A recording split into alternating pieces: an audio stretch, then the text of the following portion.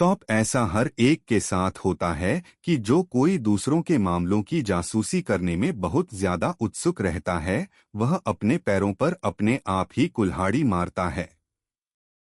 लीन furrow का राजा इस बात का जीता जागता सबूत है।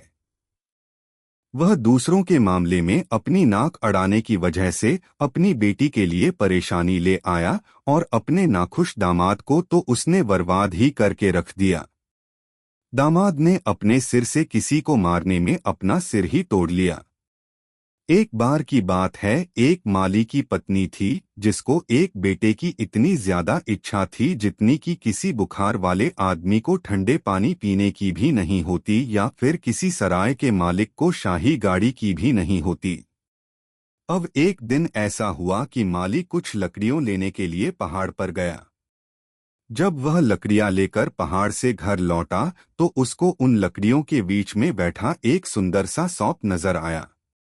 यह देखकर सपाटेला 104 ने एक गहरी सांस भरी और बोली, ओह, यहाँ तक कि बड़े सांपों के भी बच्चे सौंप होते हैं, पर मैं तो इस दुनिया में केवल बदकिस्मती लेकर ही पैदा हुई हूँ, मेरे तो कोई बच्चा नहीं है। यह सुनकर छोटा सौंप बोला, क्योंकि तुम्हारे बच्चे नहीं हो सकते इसलिए तुम मुझे ही अपना बच्चा समझ लो। तुम्हारे लिए यह सौदा बहुत फायदे का रहेगा क्योंकि मैं तुमको अपनी माँ से भी ज्यादा प्यार करूंगा। सपाटेला ने जब एक सौंप को बोलते हुए सुना तो वह तो आश्चर्य से ठगी खड़ी रह गई, बल्कि बेहोश होते होते वची पर हिम्मत करके बोली, अगर तुम्हारे प्यार के अलावा जो तुम मुझे दे रहे हो और कोई बात नहीं होती तो मैं तुम्हें लेकर संतुष्ट हूँ और तुम्हें अपने बेटे जैसा समझेंगी। ऐसा कहकर उसने उसको एक बिल में रख दिया। वह उसको बराबर उस खाने में से हिस्सा देती जो भी वह ईमानदारी से कमाती। रोज व रोज सौंप बढ़ता गया और जब वह काफी बड़ा हो गया तो एक दिन अपने पिता कोला मैटियो के पास गया और उसकी तरफ देखकर बोला, पिताजी, अब मैं शादी करना चाहता हूँ। कोला मैटियो बोला, हाँ हाँ बेटा, खुशी से। हम तुम्हारे लिए तुम्हारे जैसी एक दूसरी सौपिन खोज देंगे और फिर तुम्हारा उससे रिश्ता बनाने की कोशिश करेंगे। छोटा सांप बोला, आप किस सौंप की बात कर रहे हैं पिताजी? मुझको लगता है कि हम सब एक जैसे ही हैं।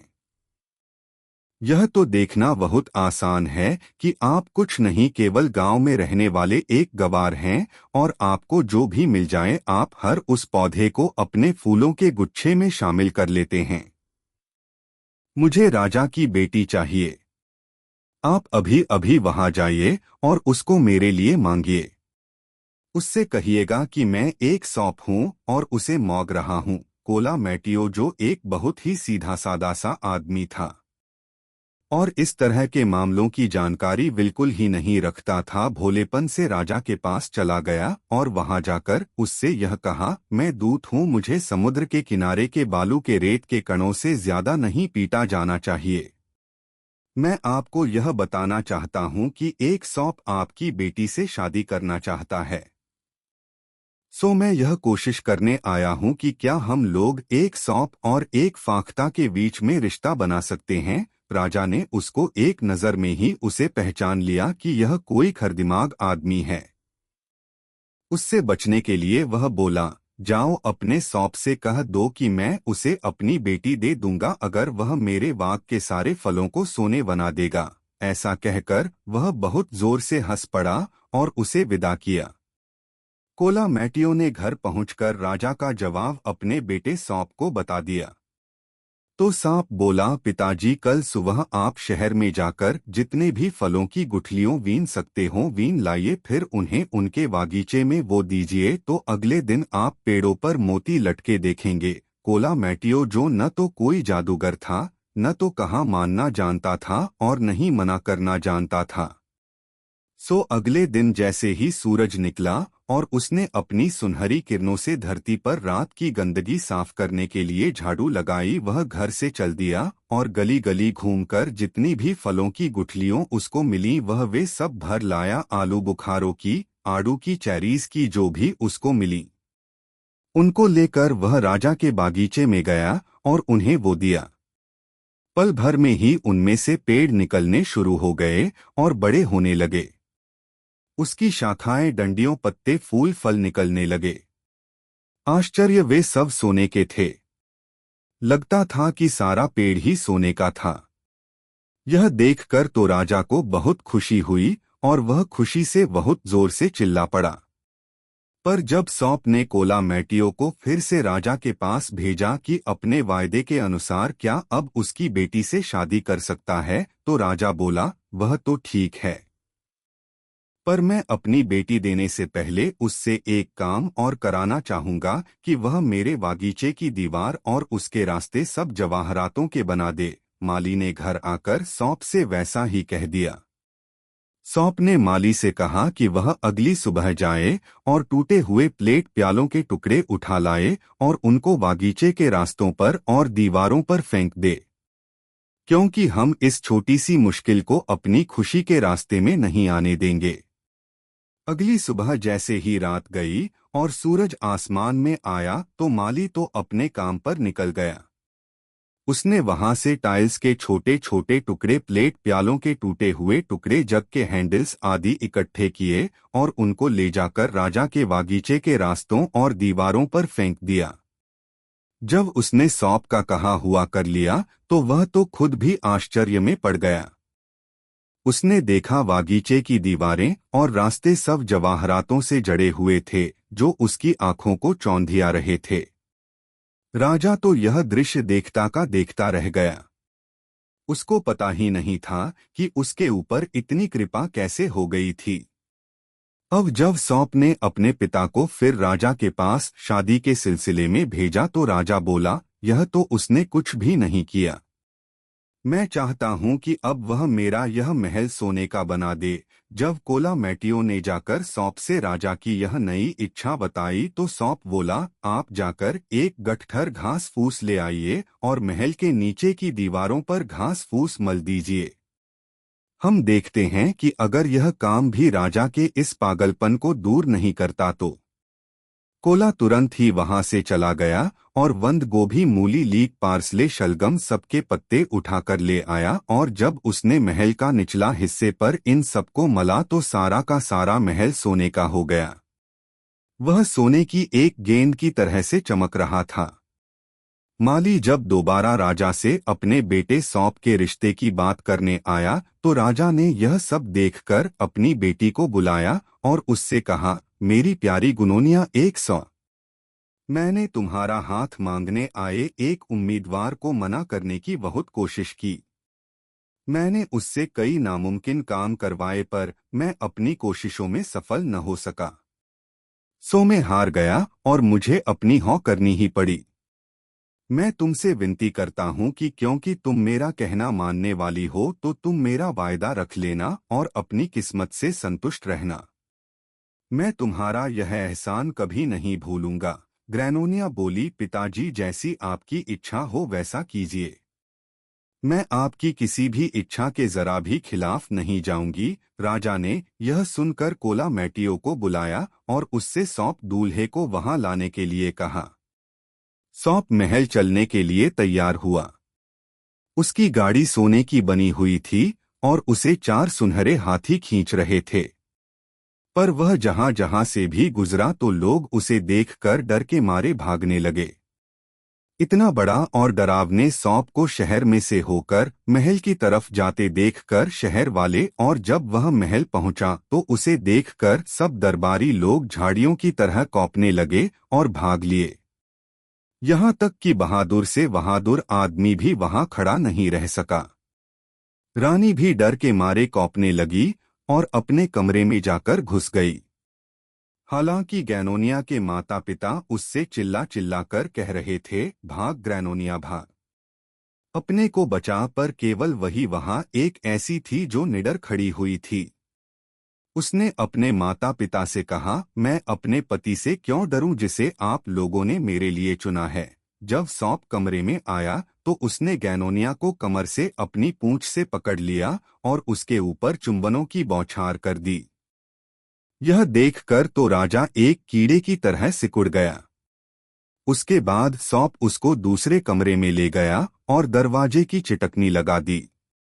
उसने अपनी सौंप की खाल नीचे गिरा दी तो वह एक बहुत सुंदर नौजवान बन गया था। उसका सारा सिर सुनहरे घुंघराले बालों से ढका हुआ था और उसकी आंखें ऐसी थीं जो किसी पर भी अपने जादू का असर डाल सकती थीं। राजा ने जब देखा कि सौंप उसकी बेटी को एक अलग कमरे में ले गया है और कमरे का दरवाजा अंदर से बंद कर लिया है, तो उसने अपनी पत्नी से कहा, भगवान मेरी अच्छी बेटी पर दया करें। मुझे पूरा विश्वास है कि वह तो अब तक मर भी गई होगी और उस सौंप ने तो उसको अब तक निगल भी लिया होगा जैसे लोग अंडे का पीला हिस्सा निगल जाते हैं। जानने के लिए इच्छुक राजा ने चाबी के छेद से कमरे में झांक कर देखा कि उसकी बेटी का क्या हुआ, पर जब उसने देखा कि वहां एक बहुत ही सुंदर नौजवान खड़ा हुआ है और एक सौंप की खाल जमीन पर पड़ी हुई है, उसने दरवाजे में एक धक्का मारा, अंदर दौड़ा, खाल उठाई और आग में जला दी। यह देखकर नौजवान चिल्लाया, ओ बेवकूफों, यह तुम लोगों ने क्या किया? कहकर वह एक फाख्ता में बदला और खिड़की से होकर बाहर उड़ गया। उस खिड़की में शीशे लगे हुए थे, सो वह जाकर शीशे से टकरा गया और काफी घायल हो गया। ग्रैनोनिया ने जब यह सब देखा तो वह कुछ खुश भी हुई और कुछ नाखुश भी हुई। वह अमीर भी हो गई और गरीब भी हो गई। उसने अपने बाल नोचने शुरू कर दिए और अपनी किस्मत को बुरा भला कहने लगी। अपने माता पिता को गालियां देने लगी। उन्होंने उसको समझाने की बहुत कोशिश की, उनका उद्देश्य उसको किसी तरह का कोई नुकसान पहुंचाने का नहीं था, पर उसका रोना नहीं रुका। आखिर रात हो आई। अंधेरे ने सूरज के दफन के लिए आसमान में शामियाना लगा दिया।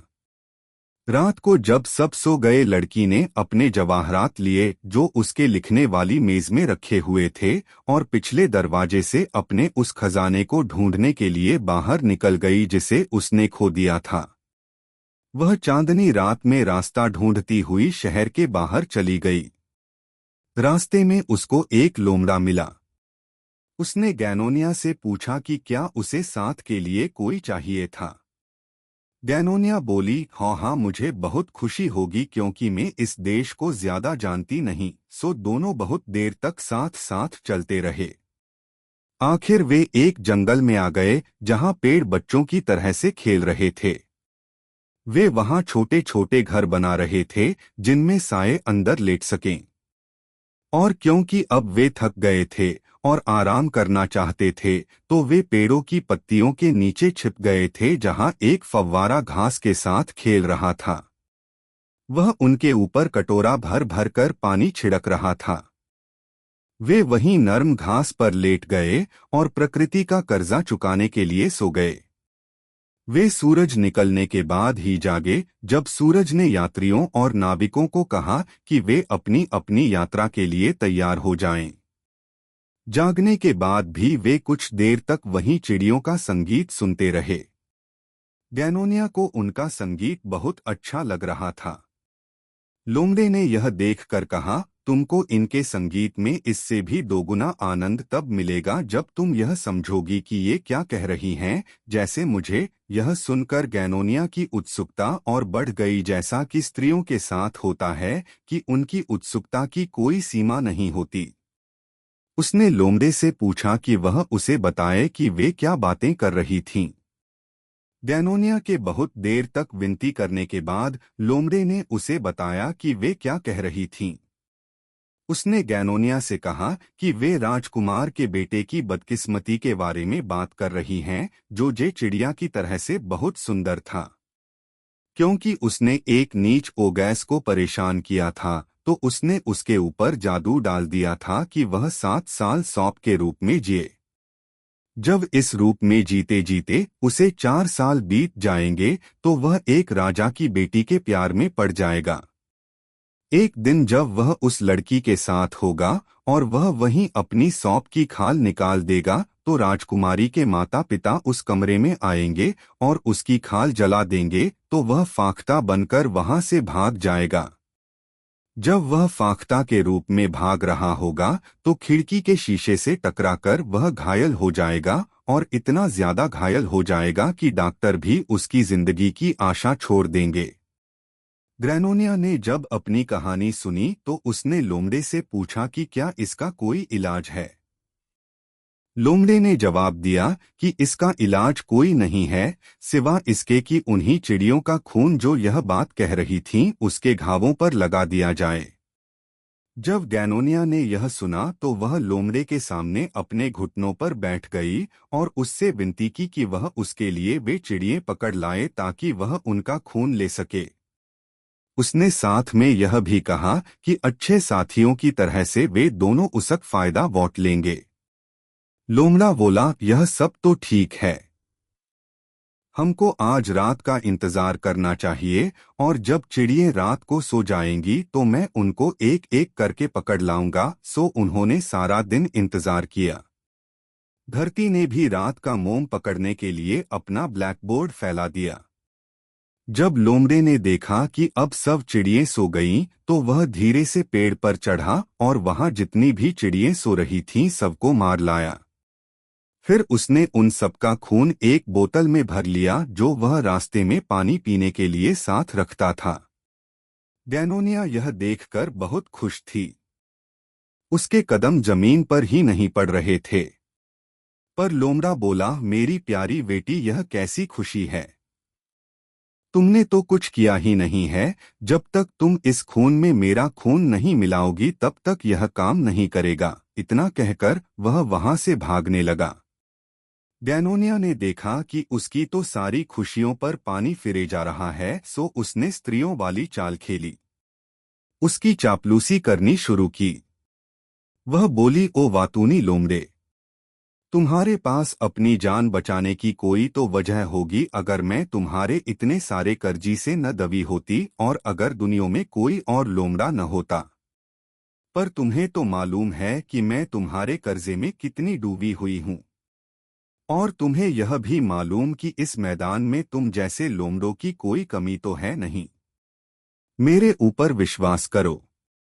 तुम उस गाय की तरह व्यवहार मत करो जो उसी दूध भरी बाल्टी में लात मारती है जिसे उसने अभी अभी अपने दूध से भरा है।